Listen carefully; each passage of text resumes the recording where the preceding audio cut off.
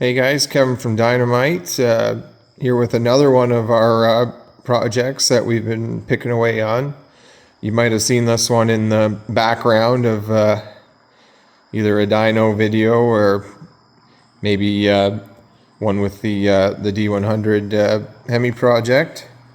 This one we've talked about a bit on Facebook and Instagram, but yet to do a video on it. So now's the time.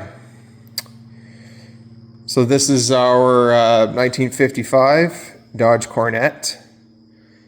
Super cool. We've always loved the Tri-5s. Not necessarily Dodge, but just any of the Tri-5s of that era were all kind of cool. The Fords, the Fairlanes, or the obviously the Bel Airs or the 210s are the iconic ones. This one here I don't think you see a lot of, and I think that's probably what drew us to it a bit more than, say, a 210 or a Fairlane. It's just the rarity of it. Like you don't see them. And we're Dodge guys, but we also don't like to discriminate. As you've seen from some of our other videos, we've pretty well got all the brands covered. But to us, this one just stood out to us, and we had to have it.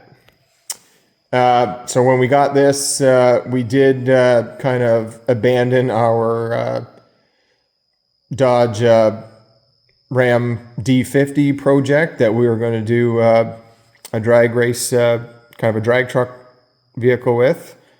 I'll put up our last kind of photo that we had of that before we got rid of it. Now the problem with that one, and it obviously was always going to be a problem, is that it didn't have ownership. So it was just going to be strictly a track vehicle, and with the craze of the drag and drive events now, we want to do one someday when we have the time and opportunity. So we needed something with an ownership, and this one does have an ownership.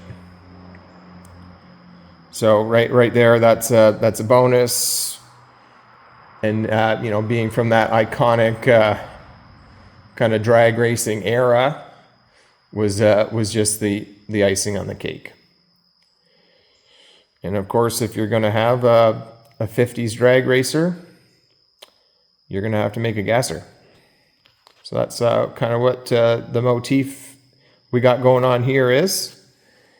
We'll kind of look underneath at what we have done. If you haven't followed along on Facebook or Instagram, let's turn this light on here so we can see better.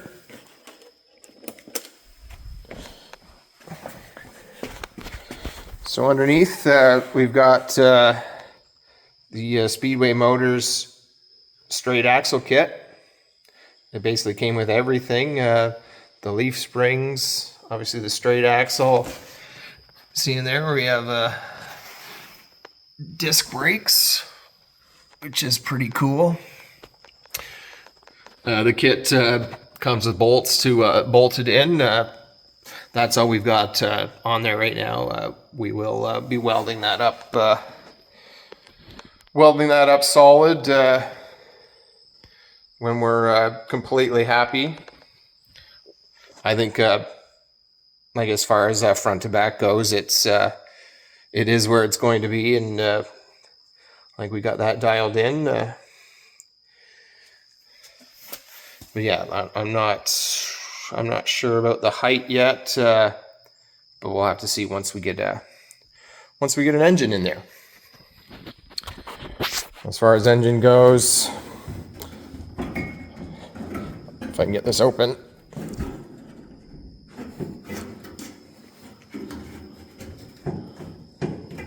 I might have to cut for a minute to get both hands on it. Okay, I'm back. One-handed. I've got my other hand holding this very heavy hood up. So there's nothing in there, obviously. we'd like to qualify for kind of the nostalgia style races. So obviously we're looking to put a motor of the era in there. Bear with me a second. So obviously our first choice is going to be big block 440.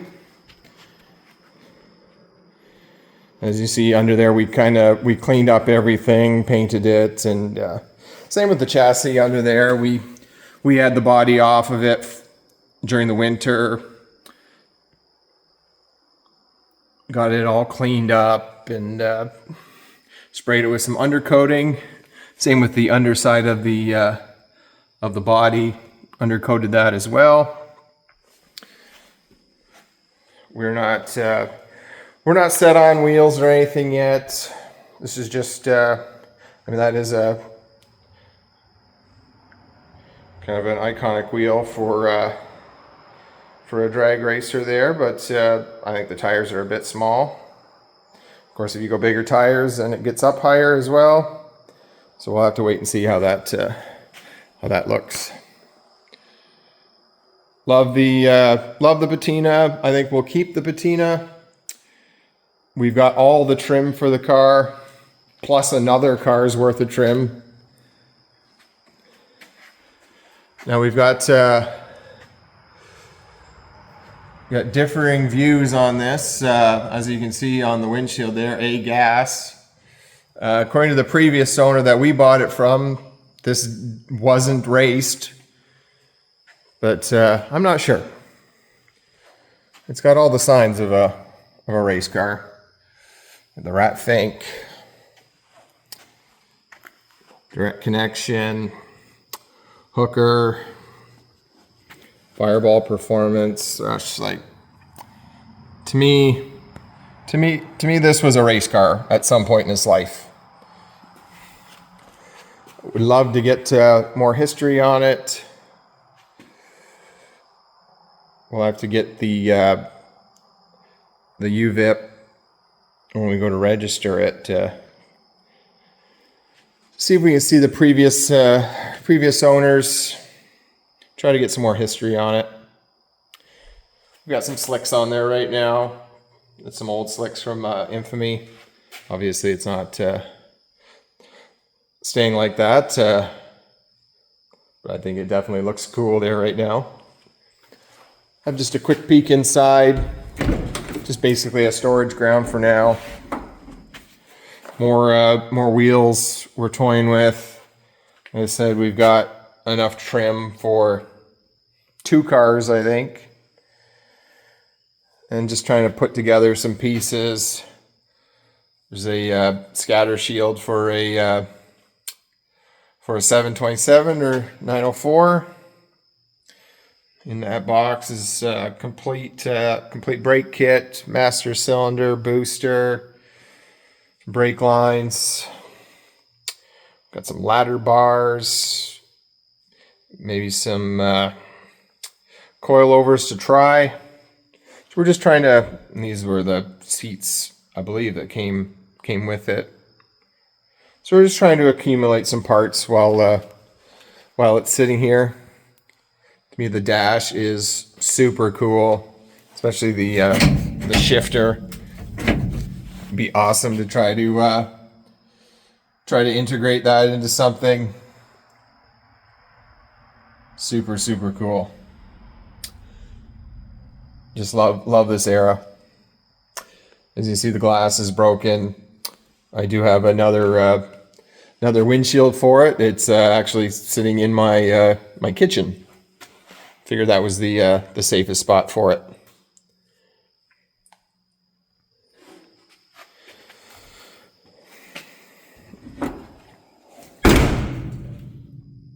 Solid doors, close very nicely. Down to the back. Back window is quite good. It's got all the trim on it. Like I said, we've got trim for days. An iconic 50s emblem on the back there.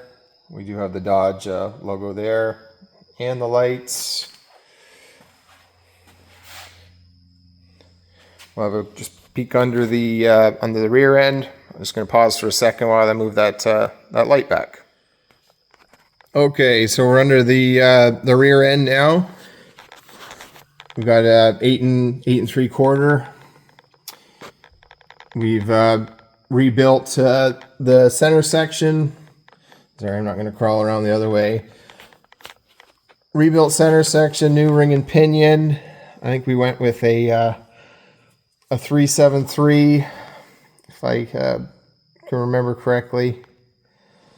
We also got the disc brake conversion kit as well.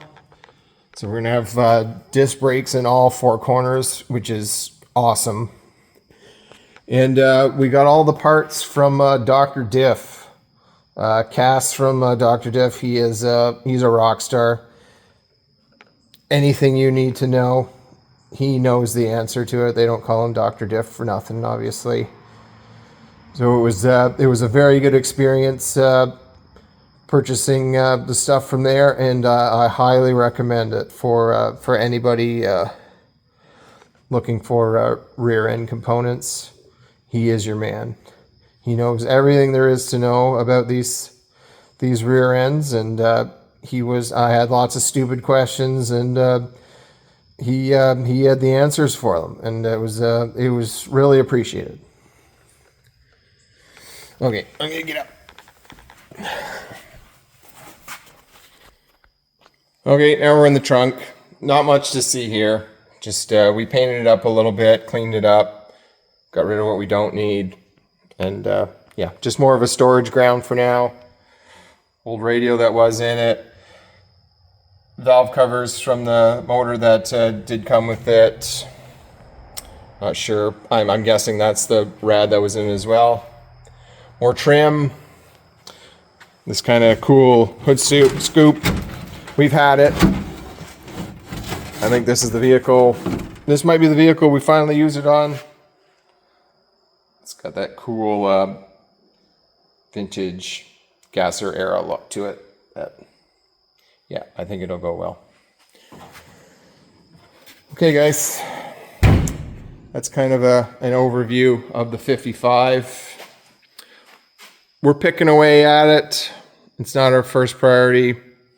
Not that any of these are a priority, but when we get some time, get some funds, we'll update more. Like I said, we'd love to put a 440 in it. 440s are ridiculously expensive, as with any vintage motor. I'm giving thought to something more modern, but then we wouldn't qualify for the nostalgia racing. So we'll see.